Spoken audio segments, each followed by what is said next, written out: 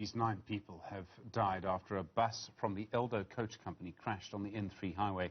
More than 50 people were hurt. The N3 south in the area was closed for at least 3 hours as emergency services attended to the scene. We're joined now by Thania, Dhoogra, spokesperson for the N3 toll concession. Thania, good evening to you and thank you for your time. At this stage, do we know what caused this horrible crash? Hi, good evening, Stephen. Unfortunately, no, that is still being investigated by SAPS, so they will be the ones to release that information as it becomes available.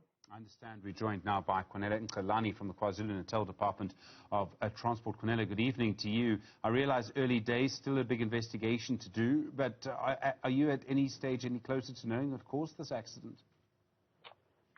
Yeah, good evening, Stephen, and good evening to all the viewers at home. We can confirm that the MEC for Transport, Community Safety and Liaison Kwazulu-Natal, MEC Kwanele, has dispatched a team of senior investigators to an area where the accident occurred on the N3 Dhoogra bridge. The team comprises of the collision unit from the Road Traffic Inspectorate, the SAPS collision unit, and also the Road Traffic Management Corporation is also going to be assisting with their investigators.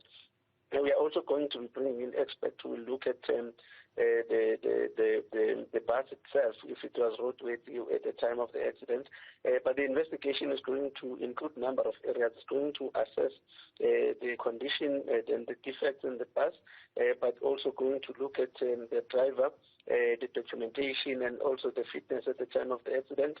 We'll also assess the condition of the road where the accident occurred, so that we are able to make a determination as to what exactly could have resulted to this fatal accident.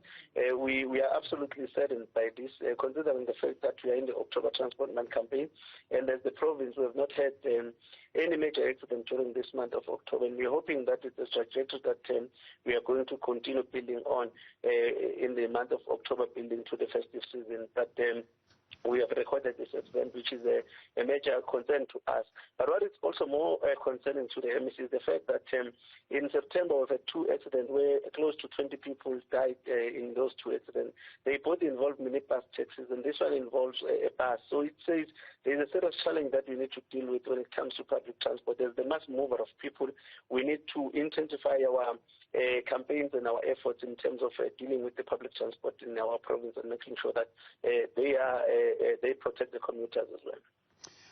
This must have been a really terrible crash. You must be also worried that the number of people on the roads in KwaZulu-Natal, Kwanele, is likely to increase as economic activity increases, particularly heading into the festive season. First festive season we've had for some time, really. Yeah, absolutely, Stephen.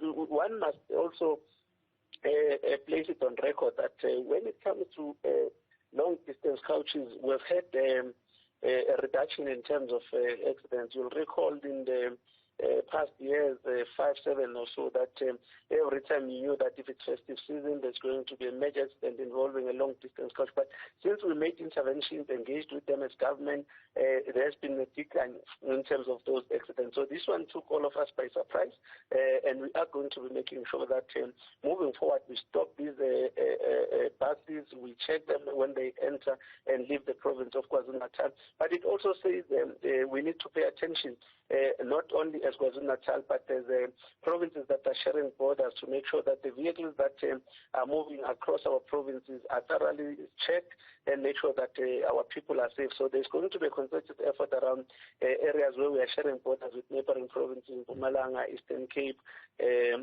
and also the neighboring countries as well in Swaziland and Lesotho.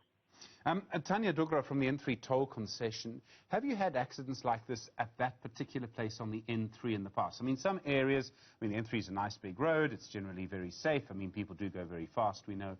But do you find that you do have some accidents, you have more accidents in some places than in others? Is this one of those cases? Stephen, to be honest, offhand, I can't comment on the exact location that we're talking about. But obviously we have had similar serious crashes on the N3 route historically. Nothing in the recent past at the specific location that I'm aware of right now. And traffic flows, it must have had a huge impact on traffic today. Well, the N3 was affected for a short space of time while it was closed at that specific location for some investigations that were undertaken. But the fast lane was reopened fairly soon thereafter, and the fast lane has remained open for most of the time. So traffic flow was actually impacted only for a very short space of time. The incident happened off the road, and the slow lane that was obstructed was more for emergency services access to the scene. And traffic flows generally as we head into lockdown level 1. I mean, the N3, I imagine, through most of the lockdowns being generally quiet. I presume you're seeing a bit more traffic now. Yeah, we're definitely seeing an increase in traffic, particularly heavy vehicles. But, I mean, the recent long weekend was actually one of the busiest long weekends that we've had in a while, obviously. And, yes, we're definitely seeing a lot of heavy vehicle traffic moving up and down the route.